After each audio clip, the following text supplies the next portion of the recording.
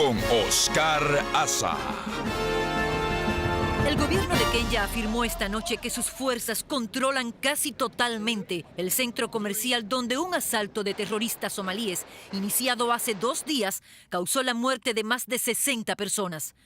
Durante el día se escucharon explosiones y disparos en el Westgate Mall en Nairobi, donde tropas israelíes auxiliaron a las fuerzas kenyanas en al menos 3 asaltos contra un grupo de entre 10 y 15 miembros del grupo Al-Shabaab, que retenían varios rehenes desde el pasado sábado. 11 soldados kenyanos murieron durante estos asaltos.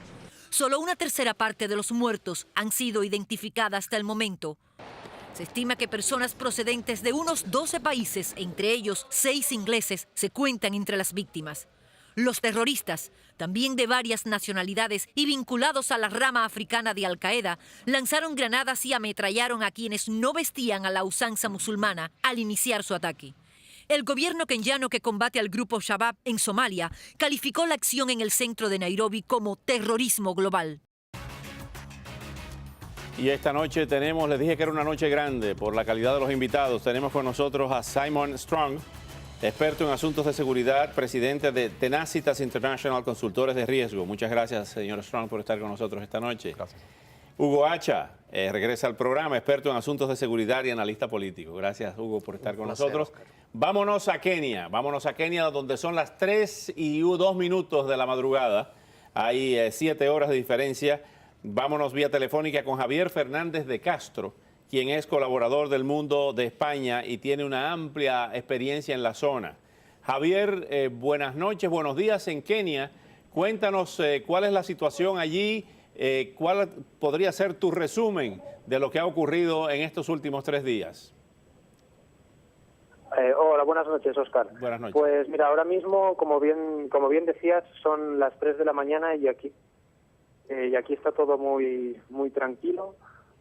Hace apenas 3 horas nos han confirmado que en principio todos los asaltantes han sido o bien abatidos o bien están heridos y no pueden responder al fuego de los militares, y por lo tanto parece que esta vez sí nos estamos acercando al final de este trágico suceso. Sin embargo, tengo que decir que todas estas informaciones hay que manejarlas con mucha cautela, porque durante estos 3 días el gobierno ha facilitado información muy a cuentagotas, de forma muy confusa a veces, e incluso de forma contradictoria. Es decir, que el Ministerio de Información el Ministerio del Interior, daba una noticia y la policía la tenía que desmentir por varias razones. Lo que sí podemos asegurar ahora mismo es que hace prácticamente 8 horas que no hay disparos, no ha habido más explosiones, y en principio los militares kenianos están esperando a que amanezca para volver a entrar en el edificio y acabar de sacar todos los cuerpos de los supervivientes que pueda haber y empezar a recoger los cadáveres. Algo importante, Javier, perdón, Javier, algo importante, ¿las autoridades han tomado control del centro comercial completo o todavía hay zonas que no han podido entrar? Según el Ministerio del Interior, el control del edificio es absoluto. Sin embargo, todavía no tienen la certeza al 100% de que no quede algún sospechoso escondido en alguna de las... Porque es un edificio de 4 plantas donde hay centenares de tiendas y hasta, como decía, hasta que no amanezca no podrán hacer la última limpieza piso por piso y tienda por tienda para asegurar de que no queda nadie con vida. Pero en cualquier caso es imposible que nadie salga del edificio porque está completamente sellado y en principio se podría decir que esto está muy cerca de llegar a su fin. Ahora bien, se hablaba de 3 ciudadanos de Estados Unidos que formaban parte del grupo terrorista y de otros internacionalistas que estaban ahí. ¿Se ha podido confirmar esto? Pues sinceramente no, porque ha habido mucha confusión con este tema, porque Al-Shabaab es uno de los grupos terroristas más activos en Twitter. Tenía una cuenta oficial que fue cancelada hace un par o tres de días por el tema de las políticas de uso y tal de Twitter, porque hacían apología del terrorismo. Entonces han aparecido cuentas nuevas, pero que ha sido prácticamente imposible verificar su autenticidad. Y entonces la lista de nombres y de nacionalidades de los atacantes provenía de una de estas cuentas que no acababa de ser 100% Javier, verificada. 62 muertos, se llegó a decir 69, ha sido rectificada esta suma, 62 muertos y ¿cuántos heridos? Hasta ahora las cifras oficiales, como bien decía, son 62 muertos y al menos 200 heridos. 200 Sin heridos. embargo, como estos 3 días han sido un poco caóticos, hasta que no hagan un poco de análisis y un poco de recuento, no se podrán dar cifras definitivas. Javier, muchísimas gracias por quedarte despierto hasta tan tarde y cuídate mucho. Hasta una próxima oportunidad. Muchas gracias a vosotros. Gracias. Adiós, buenas noches. Gracias, buenas noches. Javier Fernández de Castro desde Nairobi, Kenia. Es un corresponsal que ha estado muchos años ahí en la zona. Simon Strong, ¿forma esto parte de quizá del llamado de al-Zawahiri, de una yihad completa por lo que estaba ocurriendo en Siria y por las sanciones y la amenaza de los ataques de Estados Unidos y de Europa sobre esa zona?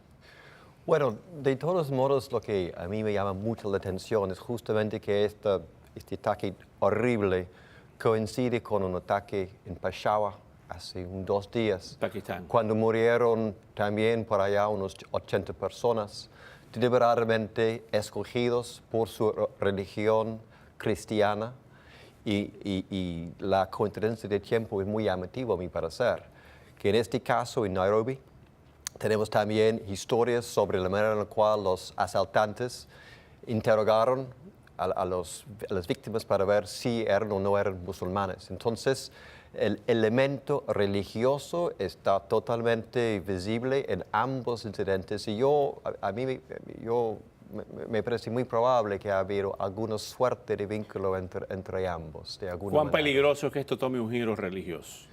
Bueno, ya ha tomado eso. Ya lo ha tomado. Era evidente la forma de actuar en ambos casos. De todos modos, sabemos la razón por la cual se escogió el centro comercial en Nairobi, un centro comercial que representa toda la nueva riqueza del Africa Rising y un acto de venganza por el hecho de que las fuerzas kenianas han estado involucradas en la lucha con la Unión Africana En Somalia. Entonces hay algo de venganza, pero también hay algo de un ataque religioso, un ataque en contra del nuevo imperialismo occidental, si quiere. Qué horrible. Hugo Hacha, ¿cuál es la lectura de esto que ha ocurrido y de las consecuencias y las implicaciones si continúan estos actos terroristas en diferentes partes del mundo? Bueno, el primero de ellos es que Al-Qaeda está muy lejos de estar extinta, que algunas apreciaciones en tal sentido sin duda han sido prematuras, que el terrorismo que desarrolla esta organización se ha diversificado, se ha hecho más complejo, ha alcanzado nuevos niveles operativos y sobre todo ha empezado a ser más flexible en cuanto a su logística, en cuanto a sus finanzas, pero lo que es más preocupante también a sus fuentes de reclutamiento.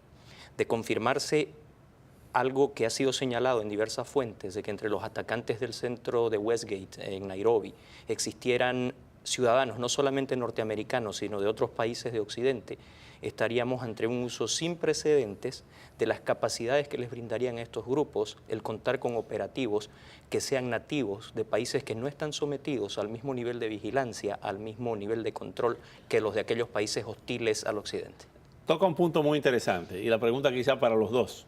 ¿Cómo es posible que no haya un nivel de vigilancia estricto, por ejemplo, en los campamentos de refugiados, donde se ha dicho que fueron a ser captados jovencitos, en los campos de refugiados para ponerlos como al servicio de Al-Shabaab, que quiere decir la juventud, al servicio de Al-Shabaab y al servicio de Al-Qaeda, directa o indirectamente? ¿Cómo es posible que la supervisión internacional permita que vayan a reclutar a los campamentos? Para mi parecer es muy difícil poder ejercer una vigilancia tenaz y de manera tan controlada. De todos modos, hemos visto que los asaltantes pudieron mezclarse muy bien en el centro comercial. No fue muy evidente quién era asaltante y quién no era asaltante. Entonces, Al-Shabaab ha mostrado una capacidad de mezclarse y de engañar a la gente alrededor de ellos para saber cómo meterse y cómo moverse sin ser detectado. Sin ser detectado. Vamos a ver otro testimonio de uno de los testigos de esta matanza. Era un hombre joven con una pistola y se cubría la cabeza con un pañuelo negro. Estaba disparando mientras tratábamos de escapar. Varios fueron alcanzados por las balas. Algunos murieron. Había un vehículo saliendo por la puerta. Tuvimos que pasar muy cerca del vehículo. Así que cuando se fueron traté de caminar lentamente hacia el sótano. Llamé a mi esposo para que le pidiera a los soldados que viniera a rescatarme porque no podía salir. El tiroteo era en todas direcciones. Hugo Hacha, todavía estamos en la fase de las informaciones preliminares, pero ¿puede tener esto relación con los 15 años, el 15º aniversario de los ataques a las embajadas en Kenia y Tanzania por parte de Al-Qaeda? Eso jamás se puede descartar. Está claro de que Al-Qaeda, nuevamente señalar que está claro que continúa activa, ha buscado el simbolismo de determinadas fechas para reiterar de que está activa, de que está presente y de que es un factor a tomarse en cuenta. Algo que quisiera señalar en lo que preguntó previamente, uno de los lugares de reclutamiento que demuestran que Occidente todavía no comprende plenamente a lo que se enfrenta es Minneapolis, una ciudad de los Estados Unidos en donde, de acuerdo a información de organismos federales, se ha evidenciado que Al-Shabaab ha sido capaz de captar y de enviar a jóvenes que cuentan con ciudadanía o residencia norteamericana a combatir al Cuerno de África. Finalmente, Simon Strong, ha sido muy débil la posición del presidente Obama en el caso de Siria y ahora queriéndose reunir, posiblemente reuniéndose en Nueva York con el presidente de Irán. Bueno, en un momento que estaba recibiendo ataques en el mundo. Yo creo que sería un poco imprudente para mezclar una posición con otra y además no sé si yo comparto su perspectiva. No, es una pregunta, nada más como pregunta. No, yo realmente no veo debilidad, más bien una gana de evitar volver a involucrarnos en otra guerra en Siria. Y a la misma vez es claro, con este ataque, el ataque en Peshawar, vuelvo a repetir, lo hace más difícil para el presidente Obama encontrar una posición que demuestra que el Estados Unidos está tomando una posición de firmeza ante la manera en la cual estos grupos están siguiendo, están dispuestos a atacar intereses de aliados de nuestro país. Simon Strong y Hugo Hacha, gracias por regresar al programa. Nos mantendremos en contacto, we keep in touch, ante esta situación que estamos viendo y el desarrollo de estos actos terroristas. Muchas gracias.